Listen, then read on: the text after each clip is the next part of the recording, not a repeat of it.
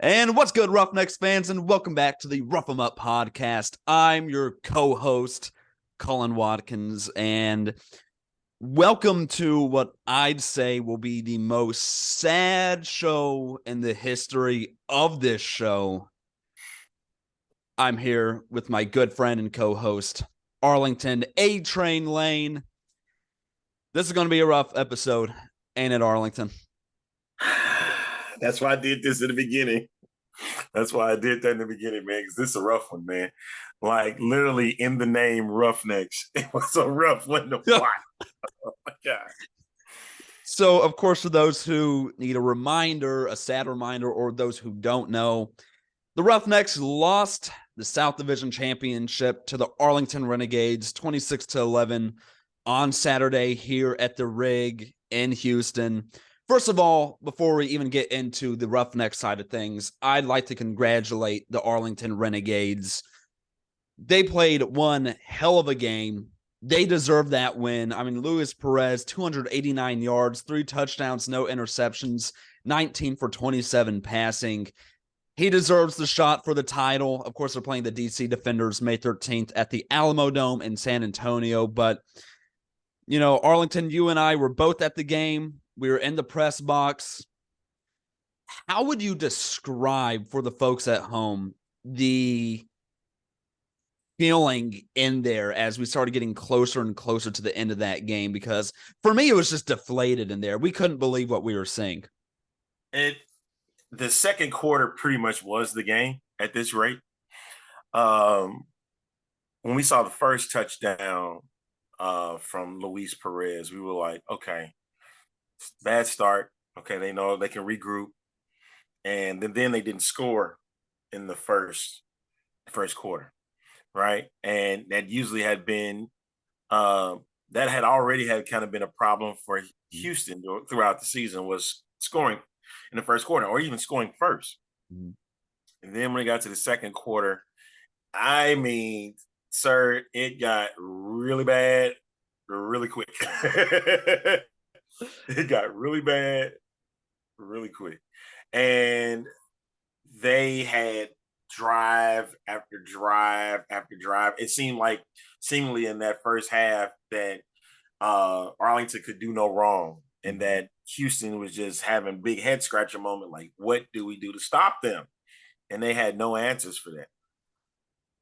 And Javonte Payton for the Renegades, I mean, career game, 5 receptions, 121 yards, 2 touchdowns. And the thing that we discussed about on the X-Fan show on Tuesday was the fact that 5 for 5, he was 5 receptions, 5 targets. So 100% of the time during that game, Peyton was catching the ball.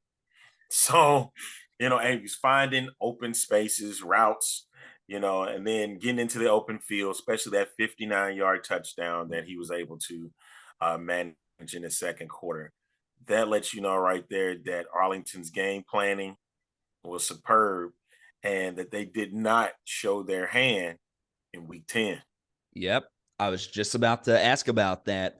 That was the big thing we were all talking about was, you know, nobody showed what they had in week 10, and it showed here. You know, that week 10 Arlington team, come on, it wasn't even the same team. Like, let's be honest here. It was a totally different team. And the rushing attack for Arlington, too, man, they got well over 100 rushing yards. And Davion Smith, he did his work on the ground. And they just looked like a really solid team. And I know we're not going to talk about the championship here too much on this channel, clearly. But, you know, Arlington, I think they can potentially upset a DC team. You know, I wouldn't put it past them. And they could represent, as much as people would say how bad the South was, represent that South division very well and could walk away with a championship. Sidebar, last time those two teams played, the teams in the championship, it was only a 2-point victory for DC. So it could be this is a much different team compared to, and that's the team they played against was the Luis Perez led team. Mm-hmm. So lots of put together when it gets down to May 13th. And Arlington, I mean, what they did, the team Arlington, not you. I mean, they were able to put up 26 points on one of the best defenses in the league. I mean, we led the league in sacks. Perez had all the time in the world in the pocket. He had time. He could have cooked a Thanksgiving meal in that pocket with how much time he had. The Roughnecks number 2 in interceptions. Perez, no interceptions. I mean, they played a smart game, and we were hoping that defense for us was going to step up. And like in Vegas, we got 2 defensive touchdowns that got us back into the game, but it just didn't work. Now, we're going to transition now on the more Roughneck side. We're done talking about the Renegades. We saw Cole McDonald played the majority of the game. Now, I know that's a big question that all the Roughnecks fans had on their mind. Why wasn't Brandon Silvers in the game? If you got a chance to check out the press conference, one of the questions that was asked to Wade Phillips was about that. Like we didn't see a lot of Brandon Silvers. At the time, Brandon Silvers could not get the ball moving. No good drives. And so when Cole McDonald came in, initially, he was able to move the ball downfield. And so because of that, he played a vast majority of the game. And they were not able to get anything really moving. We saw the one interception that was ill-advised. And then Cole McDonald was sacked 3 times. They had to focus on somebody that they think that could, make plays. Mm-hmm. And they thought Cole McDonald could do that.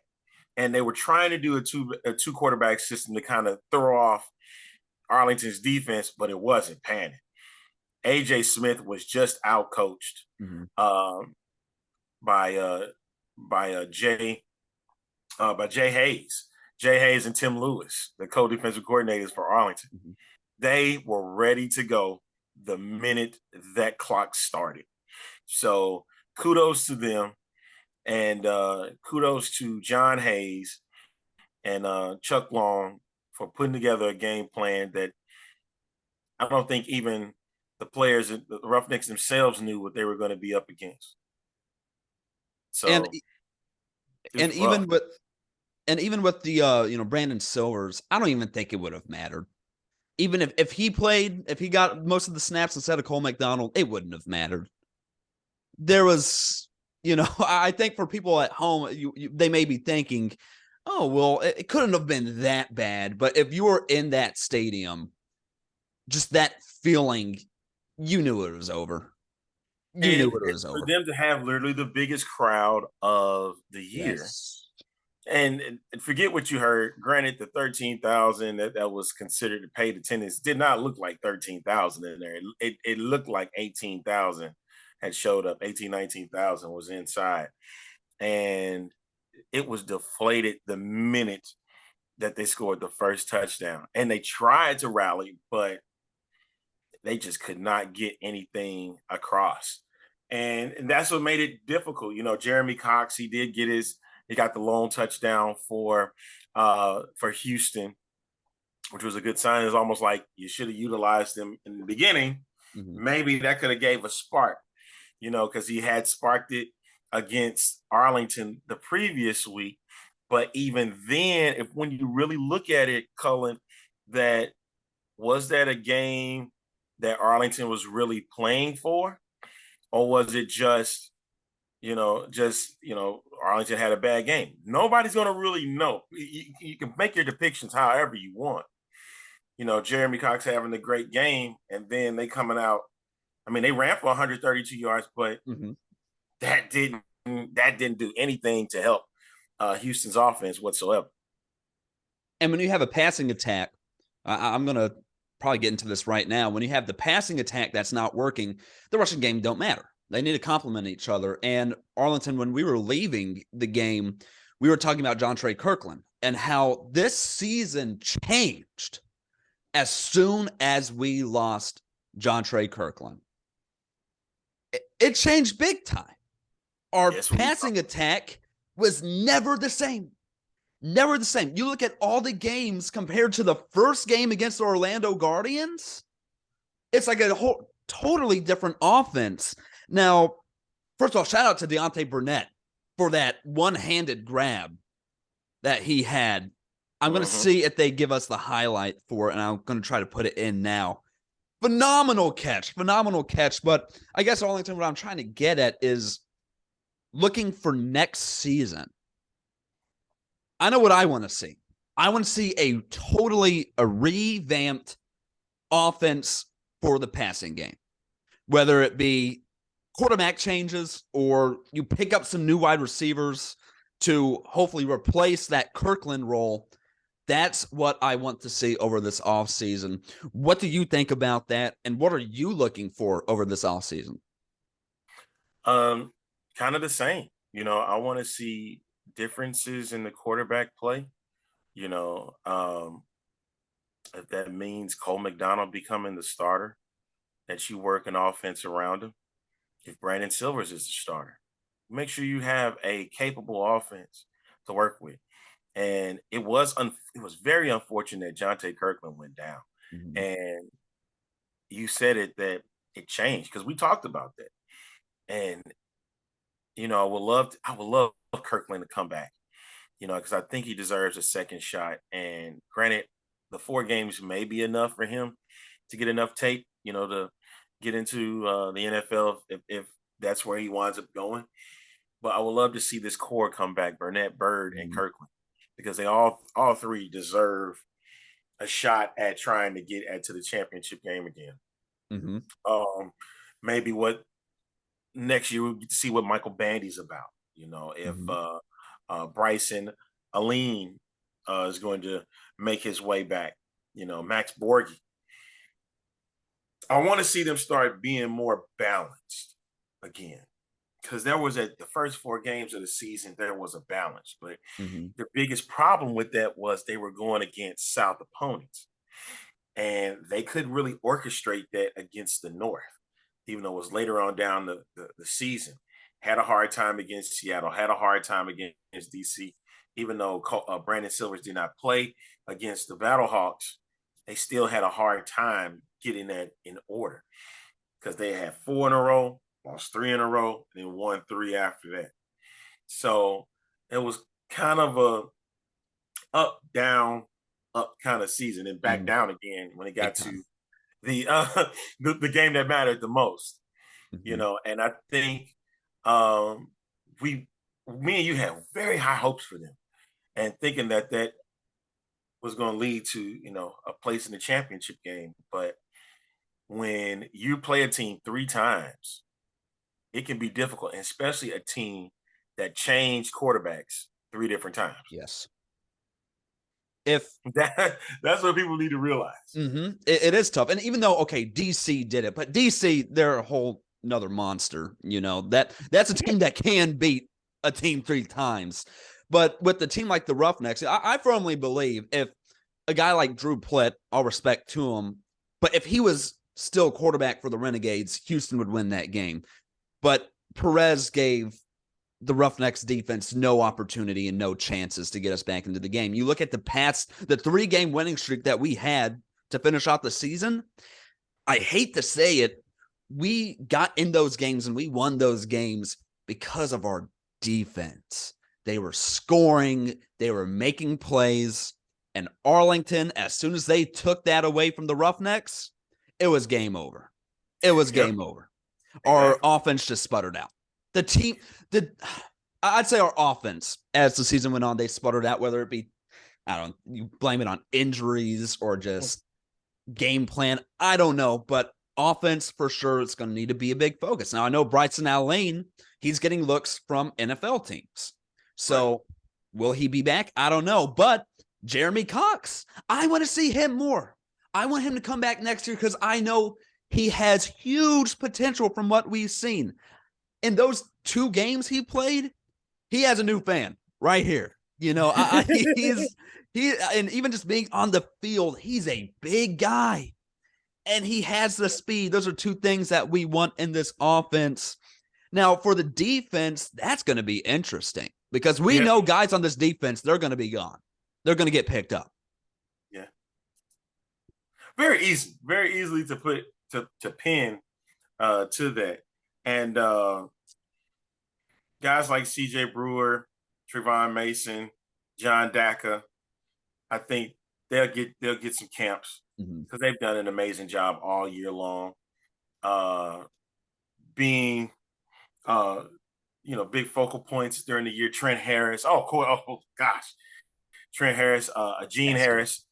Those guys are definitely going to get major looks, from these NFL squads. But even if that happens, I would love to see them make a comeback to the league. Yes. If they don't work out, because they were exciting players to watch, and that's something that the XFL needs is young budding stars.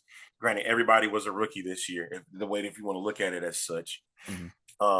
Everybody was first year players, and even though they were, a lot of them are playing. Well, vast majority of them played in the NFL for a cup of coffee, but they were all first year guys, so you didn't know what to expect, and we enjoyed them every single moment throughout the season. And it's bittersweet that the team that we didn't expect to get anywhere is now the team representing the South in the championship game.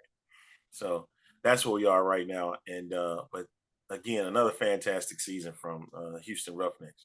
And it didn't live up to the 2020 hype, but that's just impossible to do.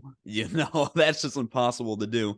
Now, I've been meaning to ask you this. I didn't ask you it after the press conference, but do you think Wade Phillips is coming back? Because in the press conference, that question was asked by Matthew.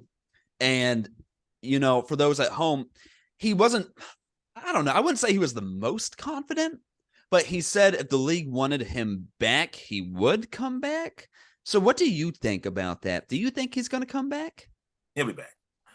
Wade Phillips will be back because the amount of knowledge that he has, you got to remember all of these guys are NFL guys or have had, whether coaching or playing, and they want to help them get to the next level any way possible. And even though Phillips, I think he said he was like 75 and stuff like that. I think another year with him would be great. Another 2 years, if he chooses to do so, would be fine. But I think next season for 2024, he'll be back. And I think he got some work to do. I don't think his offseason is going to be over. After the title game that following month, they got more work to do. Now it's up to him whether he wants to continue on that same path or, have his guys do it for him. But at this rate, let me say this. I want to see him come back. Let me say that. And I thought that all the coaches got at least 2-3 year contracts to, remain with the league. So I could be wrong. If Coach Phillips decided he wanted to walk away, hey, hell of a career. And always fantastic to see him. He was a delight in wins and in losses. He was a delight. So much kudos to Coach Phillips. He was fantastic. And I wouldn't mind seeing like a guy like Brian Stewart take over the team. If Coach Phillips decided to walk away. Yeah. Well, hell, AJ Smith, if they wanted to do that, the next man up is how I look at it. So but I think Phillips will be fine, and I really think he's going to come back. Okay, that's my decision on that. Good, because I know, okay, so yeah, sure, our offense wasn't all that, but the defense, I give that defense all the credit to Wade Phillips, because he knows how to coach those damn defenses, and it showed in the stats. So having a guy like him back, it's going to make it a whole lot easier because now you just have to focus on the offense. And, he has the defensive side of the ball handled. And I like what you said about having Brian Stewart or AJ Smith as a possible head coach these coming years if they stay with the team in the league. That would be awesome to see as well. But man, it was a good season, folks, though. I know I've had a blast covering this with Arlington and stuff. I'm wanting to ask you this, Arlington. What was your best, like your favorite moment for the Roughnecks this whole season? You know, let's end on a positive note here. What was your favorite moment, whether it was a team win, a play? What was your favorite? I think it was one of the plays that Jonte Kirkland had, because I think about Jonte Kirkland often. And granted, he was there at the XFL South Championship trying to rev up the crowd. But he was in street clothes, and I was hoping that he would come out and he was in uniform. He was like, "Hey, I'm coming back." WWE type return. Oh, it would have been electric. It would have been electric for sure. But one of the moments that I would say is there was a play. I think it was in Seattle. They did a trick play, and Jonte Kirkland was the one. It was a game where Kirkland had a touchdown reception and a passing touchdown. And it showcased that he can be a playmaker no matter what. And so that was pretty cool to see from him. And granted, it was like, maybe 4 or 5 games that we had him. But I was like, man, it just showcased to everyone in the Roughneck community that Kirkland meant a lot to this team. And granted that they had a 7-3 success, I think it would have been way bigger, him being out there, and maybe had a different result coming in against a team like Arlington. Because you look at, I was also thinking about this. If Houston had a receiving core like, let's say, DC or Seattle, I think things could have been a lot better. But speaking of, also too, just an FYI, you were talking about with Wade Phillips' offseason, it's just beginning. XFL showcases. I mean, they're like starting as soon as possible, and I'd love to possibly, it'd be awesome to go out there and see this talent. But I mean, folks, we need to remember this ain't the NFL where we're going to see, as much as we hate it, we're not going to see this full team coming back. So next season, we're going to be talking about players we don't even know exist yet. And I think that's so exciting for us. And then I guess that just leads into, I'd say, the conclusion of this episode. So now the Roughnecks aren't playing anymore. So what's the future of the Rough 'Em Up podcast? Well, we'll be back next season. Don't you worry about that. I love working with my man, Arlington. He is amazing. He's taught me so much. Again, I'm still in college. I'm a freshman in college. So having a guy like him to sort of lead me and stuff has been a blessing this whole season. So in the off season, we'll still be making videos. So, off season type videos, ranking videos, player deep dives, stuff like that to keep you intrigued about the XFL season for 2024. And I'll still have Arlington on here. Don't y'all worry. He's not going anywhere. He won't be here all the time, but he will be invited back. But man, it's been a great season though. From us to all of y'all watching. I mean, we were able to get 200 subscribers in the first season of a spring league, so that exceeded my expectations when I started this thing in my little room in my apartment moving to Texas. So, it's crazy all the people we've met and stuff. All I'm going to say is we got to leave on a good note. So I know I'm excited for next season. And Arlington, do you have anything to say to the viewers, to the fans, to the team, anything? Hey, don't think that I'm going to be leaving to Rough 'Em Up anytime soon, or my podcast anytime soon. This is Cullen's show. This is his, and so I've been honored to be a part of it and to bring whatever I can bring to the table about the Roughnecks here. Man, I've enjoyed it, and got a chance to hang out with Cullen a bit, doing press and stuff. and he's getting to learn a lot. This is a young man on the rise, folks, and you guys need to make sure you keep following him and whatever manner that he does or whatever things that he does in the future. Make sure that you're following him. He's going to do a great job doing this show. And man, I'm grateful for one guy, Brian Winslow. Thank you for allowing me to get with this young man and to work with him. And from our moment that we met when we did our Channel 13 thing, that was actually pretty fun, man. And meeting him and along with the mayor, Van, and golly, it's been one hell of a ride, man. And I can't wait for the next one come next season. You know, and he also Cullen will be on the X-Fan show. So hey, this partnership is not over. It's just beginning. So you'll see him creep up on the show from time to time, and he may even be my co-host for that. Really pondering that. Might have a new co-host next season. We'll see how that one plays out. Maybe it might be a little bit smarter than next season. Yeah, okay? There we go. Shout out to my guy Dirty, man, because he's amazing behind the scenes as well. But thankful to everybody that have been tuning into this show, and I can't wait for next year, man. Can't wait for the next ride. So, folks, thank you so much for watching.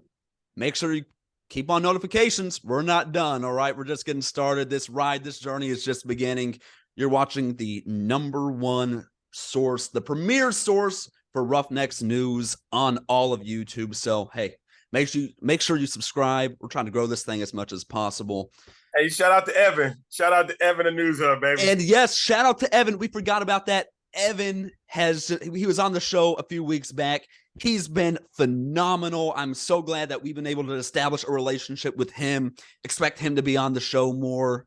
I mean, we're surrounding ourselves with the guys when it comes to XFL news even. So you don't want to miss any of this. All right. So make sure you subscribe and like the video.